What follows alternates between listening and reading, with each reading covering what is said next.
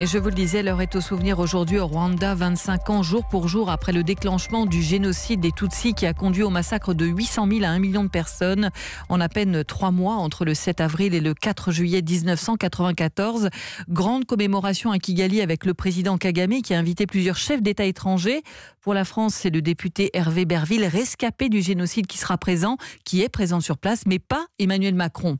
Avec nous en studio, Florent Piton, chercheur en histoire sur le génocide des Tutsis au Rwanda. Bonjour. Bonjour. Le fruit de vos recherches a donné un livre aux éditions de la Découverte, le génocide des Tutsis au Rwanda, où vous expliquez que les racines de ce génocide sont à chercher bien avant l'élément déclencheur du 6 avril 1994, avec, on le rappelle, la mort du président rwandais Habyarimana, un Hutu dont l'avion a été abattu, attaque attribuée à l'époque au Front patriotique rwandais, soutenu par la minorité Tutsi, contre qui ont été déclenchés dès le lendemain des massacres à grande échelle, je le disais, avec au final près d'1 million de morts. Mais d'abord une question sur ces commémorations et donc l'absence d'Emmanuel Macron qui a expliqué qu'il y avait un problème d'agenda. Ça témoigne de quoi encore? De ces zones d'ombre justement sur le rôle de la France pendant cette période?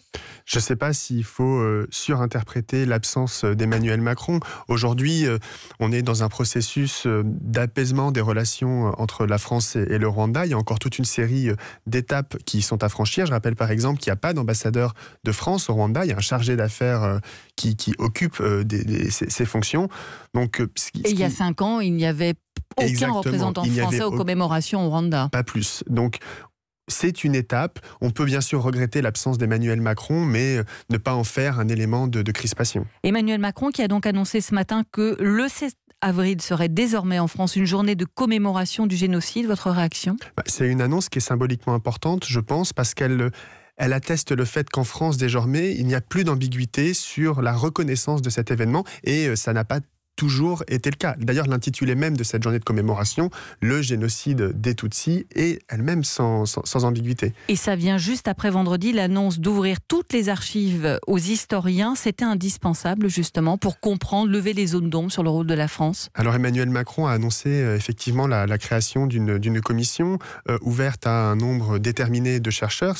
Cette commission, elle a été constituée dans des conditions un peu difficiles, néanmoins. Il n'y a pas d'historien du Rwanda dans cette commission, c'est un problème pour vous? D'historiens spécialistes du Rwanda et du génocide des Tutsis, ça pose question. Après, je pense malgré tout qu'on peut se féliciter de cette première étape en espérant que cette commission puisse travailler et conduise à un rapport sans la moindre ambiguïté. Mais laissons les choses se faire avant de porter un jugement définitif. L'idée, c'est de comprendre la responsabilité éventuelle de l'État français avant, pendant, après le génocide. Qu'est-ce qu'on en sait aujourd'hui? Qu'est-ce qui reste à savoir?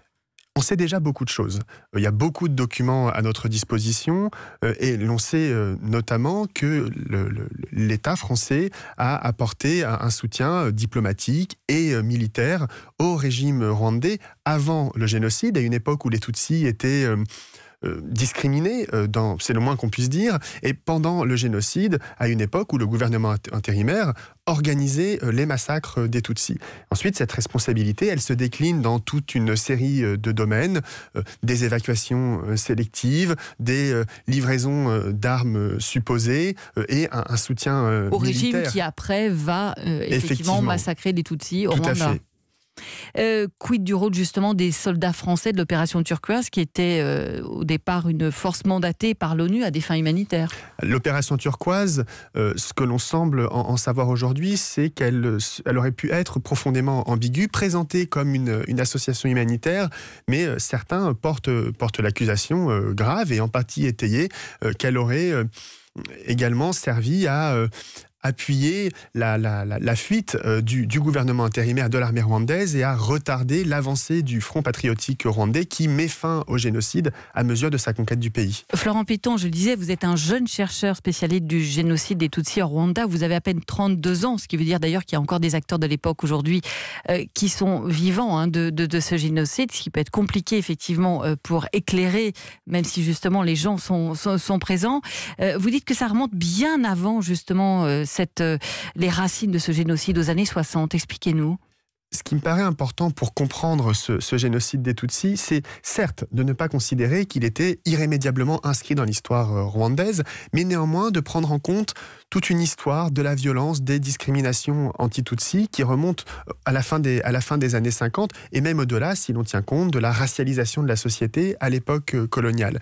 Et faire cela, ça nous permet de ne pas lire... C'est-à-dire que déjà à l'époque, dans les années 60, les Tutsis, il y a un discours qui se construit pour qu'ils soient discriminés plus tard et menés à ces massacres. Les Tutsis, depuis l'indépendance, sont des citoyens de seconde zone, si je résume les choses un petit peu rapidement, et font l'objet, dans les années 60, dans les années 90 déjà, de pogroms qui, parfois, font des milliers de morts.